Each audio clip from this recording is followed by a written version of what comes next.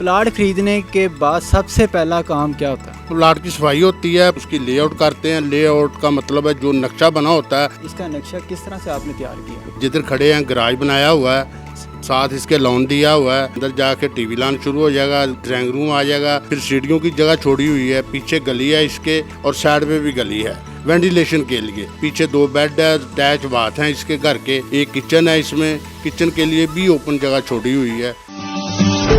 We know the value of your property. The first real estate channel. अस्सलाम वालेकुम नाज़रीन, value TV के साथ मैं हूं शहरियार सजाद। नाज़रीन, आज हम आपको बताएंगे कि एक प्लाट ख़रीदने के बाद पूरा घर कैसे तैयार होता है, कितनी कॉस्ट लगती है, क्या क्या मटेरियल इस्तेमाल होता है। तो आज इस सब पर बात करने के लिए हमारे साथ ऑर्चिड एसोसिएट एंड बिल्डर के इंजीनियर वहीद साहब मौजूद हैं, जिनका 40 साल का तजुर्बा है इस फील्ड के अंदर। आइए उनसे बात करते हैं। जी अस्सलाम वालेकुम। वालेकुम सलाम रहमतुल्लाह। सर कैसे हैं आप? जी अल्हम्दुलिल्लाह अल्हम्दुलिल्लाह।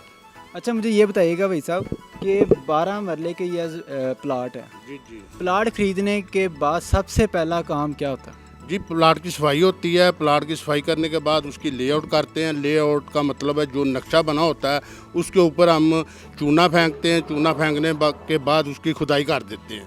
खुदाई करने के बाद उसमें पत्थर डालते हैं, रोड़ी डालते हैं, जो भी डालना हो। तो उसके बाद हम ईंटें उसके लगानी शुरू कर देते हैं। ठीक है, तो जितना उसका रोड लेवल पे आते हैं, रोड लेवल से ऊपर जितना भी जाना होता है वहाँ तक ला के छोड़ देते हैं। फिर हम उसमें मिट्टी डलवाते हैं। मिट्टी डलवाने के बाद उस पर डीपीसी डालते हैं। डीपीसी डालने के बाद वो मुकम्मल हो जाती है, बुनियादों का काम मुकम्मल हो जाता है। नाज़रीन, आइए आपको अंदर लेके चलते हैं और दिखाते हैं कि घर की किस तरह कंस्ट्रक्शन जो है वो जारी है। आइए चलें। वही साहब, मुझे ये बताइएगा कि इसका नक्शा किस तरह से आपने तैयार किया? जी नक्शा देखें, ये देखें हमने, मकसद है ये जिधर खड़े हैं गराज बनाया हुआ है, साथ इसके लॉन दिया हुआ है। इसके बाद हमने अंदर जाना है, अंदर जाके टीवी लान शुरू हो जाएगा, ड्राइंग रूम आ जाएगा, फिर सीढ़ियों की जगह छोड़ी हुई है, पीछे गली है इसके और साइड में भी गली है वेंटिलेशन के लिए। पीछे 2 बेड है, अटैच बाथ हैं इसके घर के, एक किचन है इसमें, किचन के लिए भी ओपन जगह छोड़ी हुई है। स्टोर भी है इस घर में तकरीबन। अच्छा, मुझे ये बताइएगा कि ये डबल स्टोरी मकान है, जी जी। तो नीचे कितने बेड हैं और ऊपर कितने बेड होंगे? नीचे 2 बेड हैं जी, ऊपर 3 बेड हैं जाके।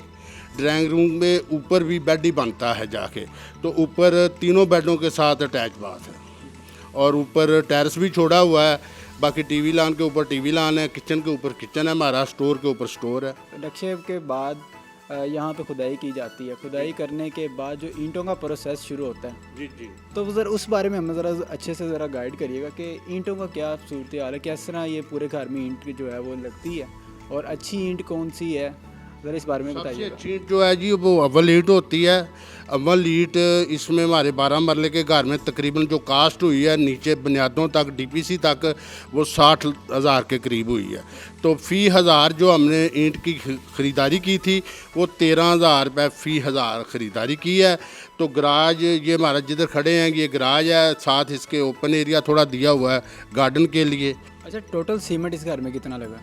तकरीबन इस घर में जो टोटल सीमेंट है ना वो तकरीबन 1800 के करीब बोरी आएगी। तो सरिये की क्या कीमत जा रही है और इसमें इधर आपने इस घर के अंदर कौन सा सरिया इस्तेमाल किया? 60 डिग्री का सरिया लगाया हमने। सईद कसूर वाले हैं उनका सरिया हमारा, गवर्नमेंट अप्रूवल है वो भी। तो उसके बाद जो सरिया इस पर टोटल कास्ट आया तकरीबन 6 टन के करीब आया आज तक। अच्छा, अगर इसी तरह हम 5 मरले के घर की बात करें तो उसमें टोटल ईंट कितनी लग जाती है? जी 5 मरले के घर में तकरीबन डबल स्टोरी जो हम बनाते हैं तो उस पर तकरीबन 50 के करीब आएगी ईंट आपकी। ठीक है, तो अगर सिंगल बनाते हैं तो 35 के करीब आएगी बुनियादें डाल के। तो उसमें सीमेंट की कितनी बोरियां इस्तेमाल हैं? सीमेंट उसमें आ जाएगा तकरीबन आपका तकरीबन 400 बोरी के करीब आएगा। अच्छा वैसा, मुझे ये बताइएगा कि ये गराज जो है ये कितने फुट पे बनाया गया? जी गराज जो है हमारा 21 फुट इसकी चौड़ाई है और तकरीबन 26 फुट इसकी लंबाई है। ये जो गराज का जो बनाया गया है दरवाज़ा, इसके कितने फुट है ये? मेन गेट जो है 14 फुट का है और उसके साथ 4 फुट की बारी है, वो पैदल के लिए है, गेट जो गाड़ियों के लिए है। ठीक हो गया। वही साहब, घर का जो लेंटर डलता होता है उस पर कितने दिन लग जाते हैं कि अच्छा जो पानी जो है वो जज़ब कर लेती है ज़मीन? जी तकरीबन हम इनको 15 दिन देते हैं। वैसे तो पर फुट एक दिन होता है 1 फुट का, ठीक है। लेकिन हम इसको 15 दिन देते हैं, 8 दिन पानी उस पर खड़ा रहता है, 8 दिन के बाद पानी ख़त्म कर देते हैं, 8 दिन सूखने में लग जाता है, तो फिर उसको हम मकसद खोल देते हैं, नीचे से शटरिंग उसकी ख़त्म कर देते हैं। अच्छा, ये 12 मरले का जो मकान है, इस पे कितनी मिट्टी के जो ट्रक की जो ट्राली डलती है? जो बुनियादों में इसमें डली है वो तकरीबन 50 ट्राले जो होते हैं ना, जिसमें मेजरमेंट जिसकी होती है तकरीबन 450 फुट पर ट्राला होती है, 50 से 55 ट्राले इसमें गिराए हैं। ठीक हो गया। तो बजरी का क्या हिसाब किताब है? बजरी की क्या कीमत चाह रही है? सबसे अच्छी जो है हम वही इस्तेमाल करते हैं, मारगल्ला उसका नाम है।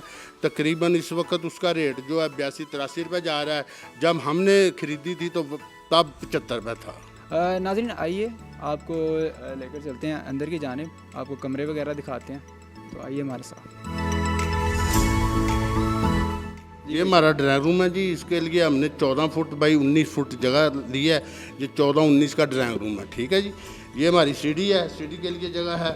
ये हमारा वाशरूम है, ड्राइंग रूम में भी इस्तेमाल होगा और आम घर में भी इस्तेमाल होगा, ठीक है। अच्छा, ये जो पीछे आपने गली छोड़ी हुई है, इसका क्या मकसद है? ये वेंटिलेशन के लिए छोड़ी हुई है, इसीलिए कि इसका वेंटिलेशन भी निकलता रहा है और दूसरा सीवरेज का पानी भी निकलता रहा है। सीवरेज इसी गली में डाल के बाहर निकाला हुआ है। अच्छा भाई साहब, इसके बाद आप टीवी लॉन की जानिब चलते हैं जी। अब उसके बारे में। ये हमारा टीवी लॉन है जनाब आला। ये देखें, गली छोड़ने का सबसे बड़ा फ़ायदा यही है कि हमने विंडो लगाई हुई है। इधर विंडो लगाने के बाद 14 फुट बाई 22 फुट का ये हमारा टीवी लॉन है। और साथ आप आगे चलें तो मैं आपको किचन दिखाता हूँ। ये हमारा किचन है। ये किचन जो हमारा साइज़ है इसका तकरीबन 9 फुट बाई 12 फुट साइज़ है। ये ओपन जगह छोड़ी हुई है।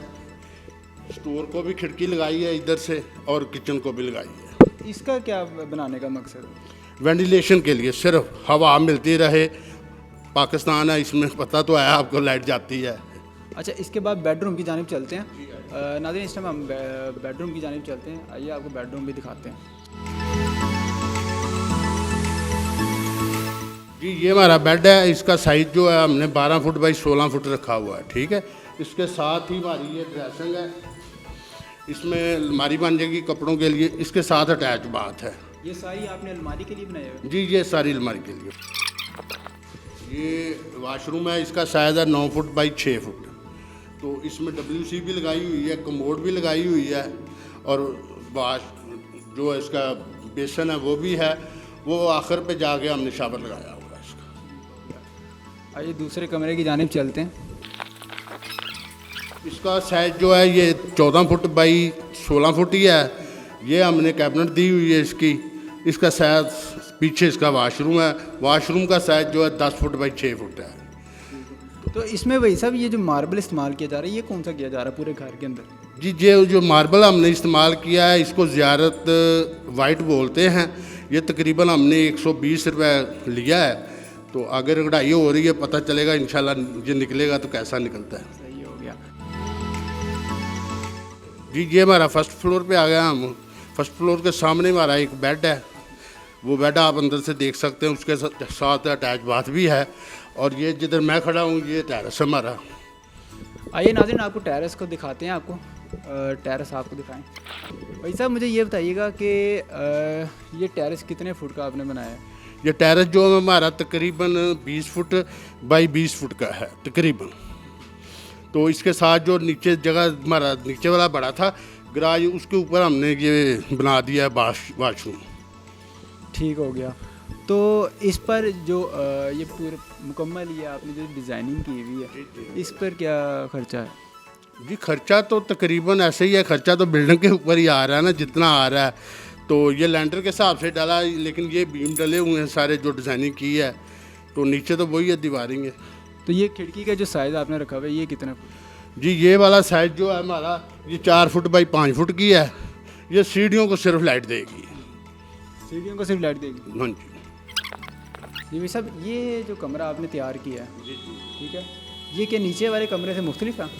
नहीं, नीचे वाला सेम ही है। ये साइज़ इसका वही है, लेकिन इस पर सबसे ज़्यादा जो काम की हो गया है वो ये अटैच बाथ बन गया ऊपर आके, और कैबिनेट बना दिए कपड़ों के लिए। तो नीचे वाला कैबिनेट जो था वो ज़रा थोड़ा बड़ा था, ये थोड़ा सा छोटा है। जी वो जगह के हिसाब से ही होता है। मकसद है कि वाशरूम थोड़ा बड़ा बनाना पड़ा है हमें, दोनों चीज़ें लगाई हुई हैं, कमोड भी लगा हुआ है और WC भी लगी हुई है। अच्छा, तो ये जो कमरे के अंदर खिड़की का साइज़ दिया हुआ है, ये कितना दिया? ये तकरीबन 8 बाई 7 की है, 8 फुट चौड़ाई है, 7 फुट ऊंचाई है। जी नाज़रीन, जिस तरह के आपको भाई साहब ने प्रॉपर एक पूरे घर के बारे में आगाह किया कि किस तरह एक प्लाट के बाद पूरा घर जो है वो तामीर होता है, ठीक है।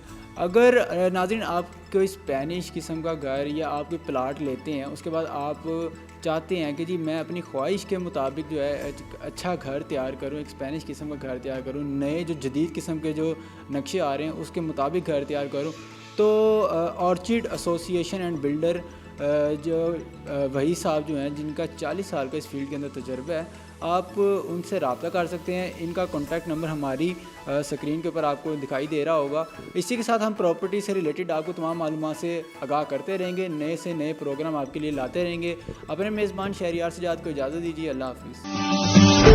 We know the value of your property. The first real estate channel.